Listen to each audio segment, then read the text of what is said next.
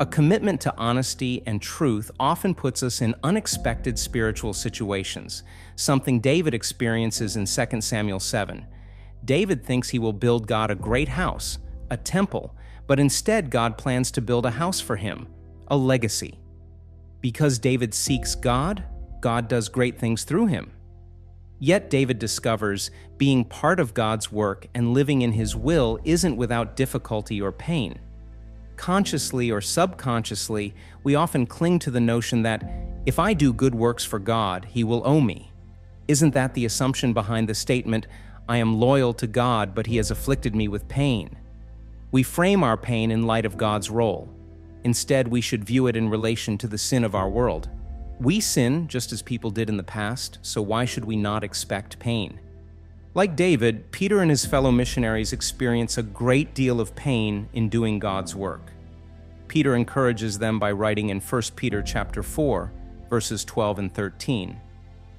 Dear friends, do not be surprised at the fiery ordeal among you when it takes place to test you, as if something strange were happening to you. But to the degree that you share in the sufferings of Christ, rejoice, so that also at the revelation of His glory you may rejoice and be glad. Peter understands that the persecution they face for Christ will be used for great glory. He reminds his audience that they shouldn't be surprised.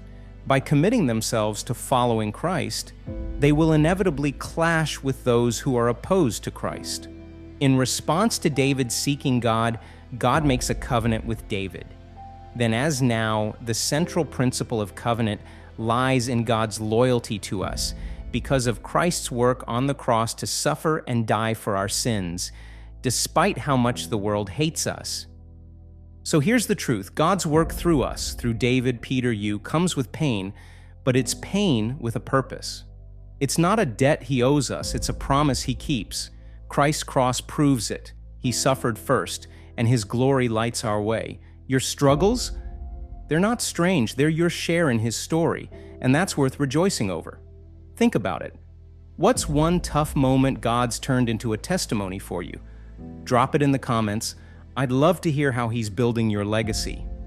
And if this stirs your faith, share it with someone who needs to know. God's covenant holds no matter what.